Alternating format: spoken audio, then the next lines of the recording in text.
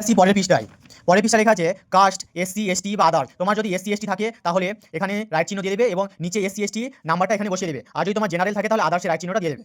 Contact details, state West Bengal লেখা আছে এখানে, ডিস্ট্রিক্ট তোমার জেলার নাম, পুলিশ স্টেশন তোমার থানার নাম, ব্লক তুমি কোন ব্লকের বাসিন্দা, গ্রাম পঞ্চায়েতের নাম জিপি গ্রাম পঞ্চায়েতের নাম, ভিলেজ তুমি কোন গ্রামে বসবাস করো, ডাকঘর তোমার ডাকঘরের নাম, পোস্ট অফিস তোমার ডাকঘরের নাম। আর এখানে লেখা আছে হাউস বা বাড়ি নম্বর, তোমার বাড়ি নম্বর যদি থাকে তাহলে বাড়ি নাম্বারটা এখানে বসাবে, না হলে বসাতে হবে না। নিচে আছে ডাকঘর, ডাকঘর নাম্বারটা এখানে বসিয়ে দেবে। তারপর নিচে আছে পিনকোড, তোমার পিনকোডটা এখানে বসিয়ে নিচে চলে আসি ব্যাংক ডিটেলস ব্যাংকের নামটা এখানে বসাবে। ব্যাংক ব্রাঞ্চ নেম তুমি কোন ব্রাঞ্চে তোমার ব্যাংকটা আছে সেখানে এখানে বসিয়ে দেবে। ব্যাংক অ্যাকাউন্ট নাম্বার, আইএফএস কোডটা এখানে বসিয়ে আছে। যে লক্ষ্মী ভান্ডারের সঙ্গে কী কী নথিপত্র জমা দিতে হবে সেখানে টিক চিহ্ন দিয়ে দেবে। লেখা আছে পাসপোর্ট মাপের রঙিন ছবি, একটা মধ্যে প্রথমে বসিয়েছি তাহলে এখানে টিক চিহ্ন দিয়ে দেবে। তারপর চলে আসি স্বাস্থ্যসাথী কার্ডের ফটোকপি, যদি স্বাস্থ্যসাথী কার্ড থাকে তাহলে এখানে রাইট চিহ্ন দিবে, যদি না থাকে তাহলে রাইট চিহ্ন দিতে হবে না। তারপর চলে আসি আধার কার্ডের ফটোকপি যদি থাকে তাহলে এখানে রাইট চিহ্ন দিয়ে দেবে। তারপর চলে আসি এসসি এসটি যদি থাকে তাহলে এখানে রাইট চিহ্ন দিবে, না হলে দিতে হবে না। তারপর চলে আসি ব্যাংকের পাসবই এখানে রাইট চিহ্ন দিয়ে দেবে। তুমি যদি জেনারেল হয়ে থাকো বা ওবিসি হয়ে থাকো তাহলে এখানে রাইট চিহ্নটা দিয়ে দেবে।